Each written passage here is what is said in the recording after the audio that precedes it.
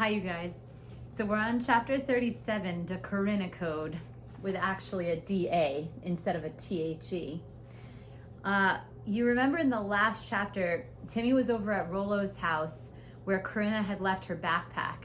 So when Rollo left the room, Timmy went through the backpack and found and took her detective log. So we're going to hear a little bit about that in this chapter. With no privacy to be had in my trash chute office, I rush to the library with the enemy's secrets.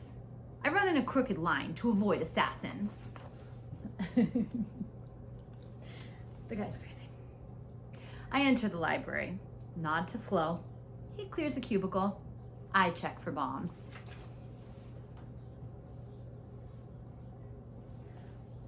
I post total at the rear entrance. Protection for my exposed flank.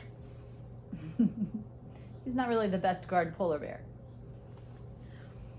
Perimeter secured, I begin reading the log, which, to demonstrate my fairness, I present to you here without comment, other than the comments I've written all over the attached sticky notes. This is what the pages of her detective log look like. You can see her date and her handwriting where she wrote some notes, and then you can also see those stickies that Timmy posted. So I'll hold it, and when I get to a sticky, I'll hold it up for you to see what Timmy wrote. Monday, October 16th. Tonight I sit in my room alone. Dad's still at work. Nanny watching TV. I go to bed before Dad gets home. So Timmy's sticky says, likely story. Probably out stealing cars. Tuesday, October 17th. I wake up. Nanny says Dad left early. Big box for me on the breakfast table. Inside is a pair of binoculars. Card says, to help you with your next case. Love, Dad. Dad, right. You need help. Thursday, October 19th. Jimmy Weber offers me case. I accept as favor to him. Gross distortion of truth. File stolen illegally. Friday, October 20th. I solve Weber case when I overhear Chris Tompkins brag he TP'd the Webers.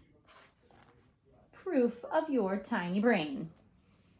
Vandal was Molly Moskins.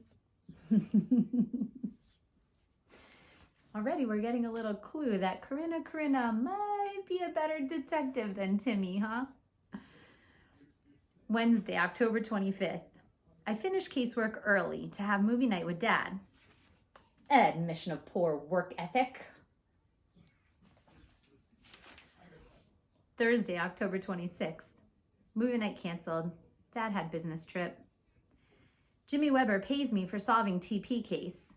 I tell him I don't deserve it for so little work. I give money back. Should refund all your cases, then cover head with paper bag to hide shame.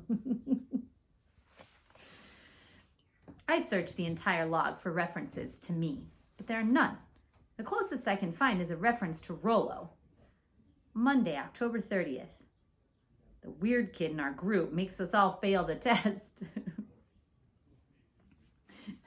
Timmy's note says, wow, she can't even remember Rollo's name. Guess that's what you get for being such a nobody. She obviously blames him for being sick on the day of the test.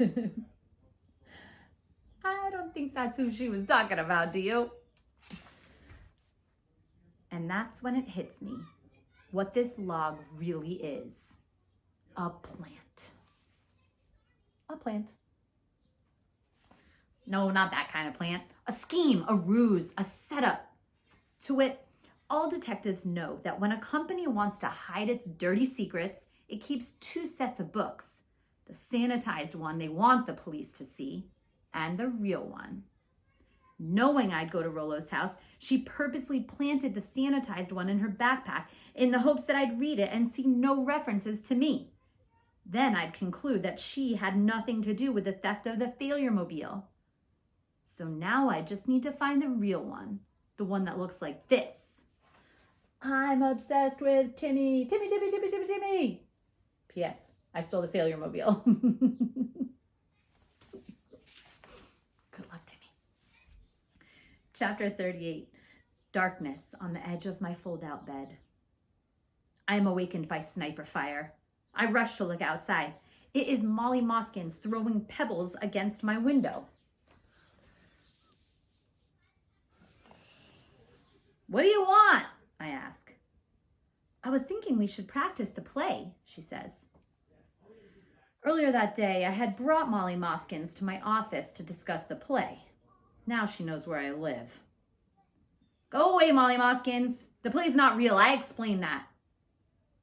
"We should probably practice anyway," she says.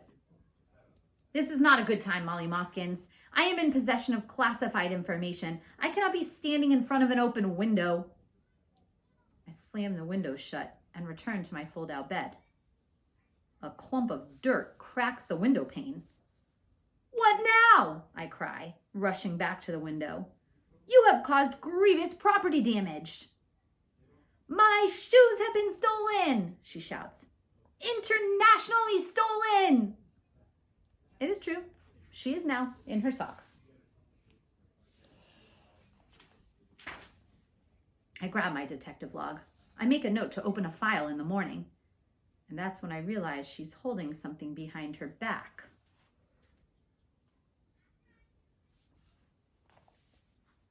And that's when I figure it out. First, she had on shoes.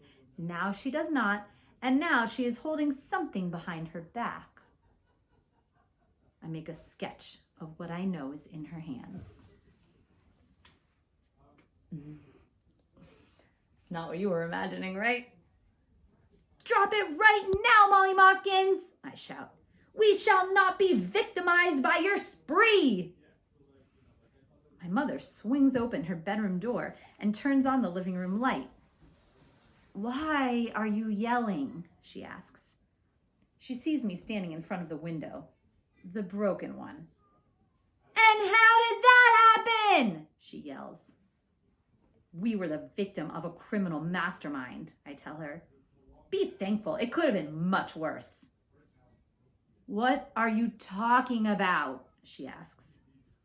"The little terror was going to tiptoe around in her socks. It's called stealth." "Who?" she yells. I point out the window. We see only bushes.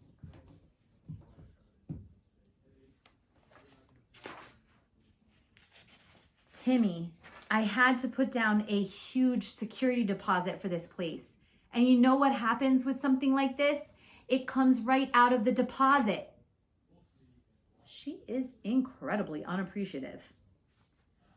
"First, you loan out my Segway for some play without asking. Then you break the window. When are you going to learn to respect other people's property?" I withstand the barrage in silence. I am a genius, unrecognized in his own home.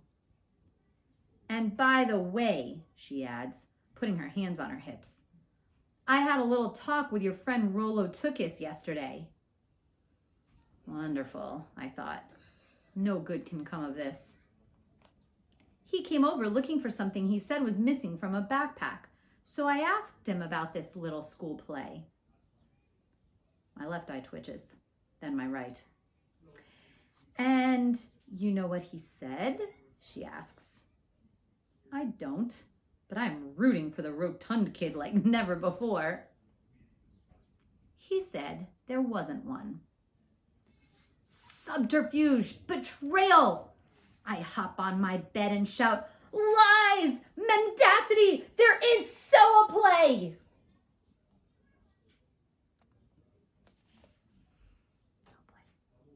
My speech is bold, defiant, even stirring. But then I add this. "And if you don't believe me, why don't you come see for yourself on Saturday?"